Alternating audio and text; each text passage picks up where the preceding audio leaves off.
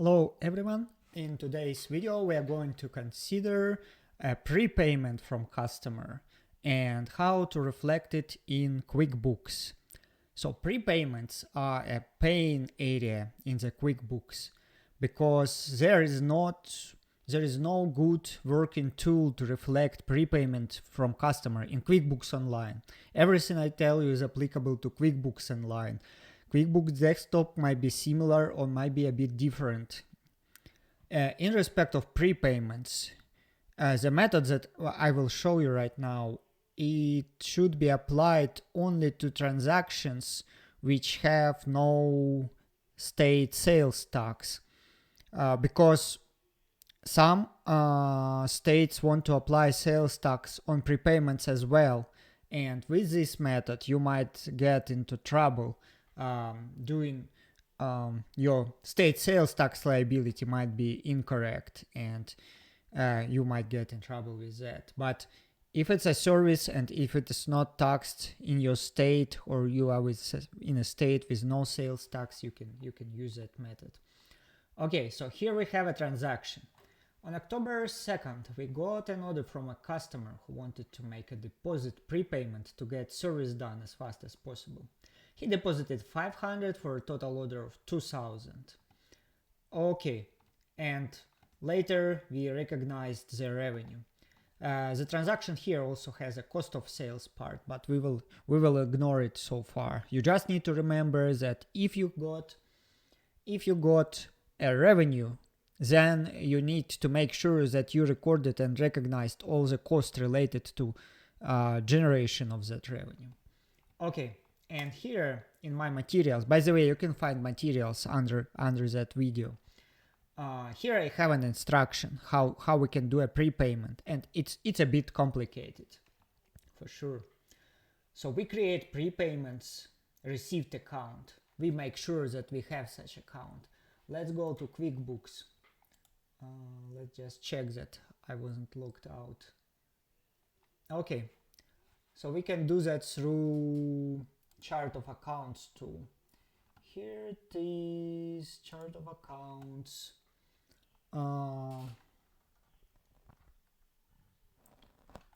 I've already gotten one, I believe. Let's see, other current liabilities, prepayments received from customer. Okay, I've already gotten one. So to record a prepayment, I can go to sales receipt and I enter some customer. Okay, I enter date, October 3rd. Okay, product. So if we go back to instructions, we will see that we have a service. We create a separate service for customer prepayment, and then we create a separate service for customer prepayment applied. So this will be just imaginary services, but we need those to reflect prepayments in QuickBooks. Okay, let's click add new. Let's call it a service, customer prepayment. Okay. And here in income account, that's very important. We need to select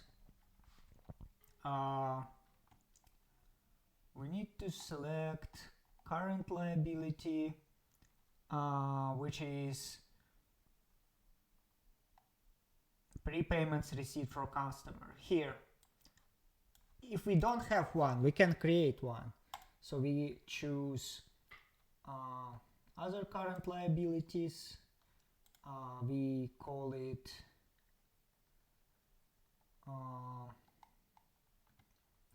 what do we have? Other current liabilities, and we name it prepaid received. So that's not a problem to create such account. Okay. Something is not quite right.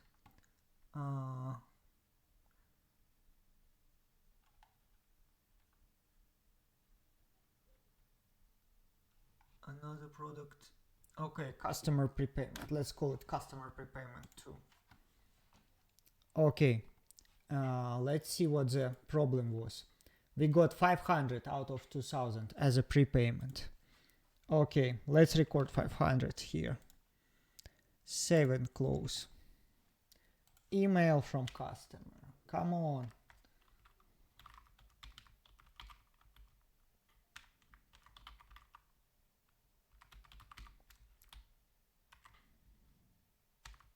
Okay, can I make it this way? No, still required. Okay.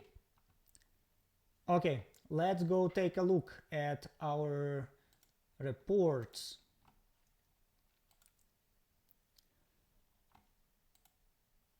Okay, so balance sheet. We got cash. Let's see. Prepaid receipt. Cash 500. Okay. What else do we have? Prepaid receipt 500. Okay. On the income statement, there won't be any signs of these funds because it credited prepayments receipt. Okay. So now it's time to recognize the revenue. On this step, we didn't record the revenue. Oh, by the way, let's check cash basis of accounting. 7,000 sales. What's in these sales? That's interesting. It isn't hit in sales yet. I would expect I would expect it to hit sales.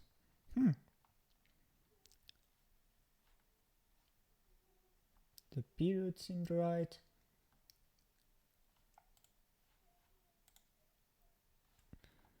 Okay, so it's here, but not on cash basis. That's strange. Okay, so now step 2.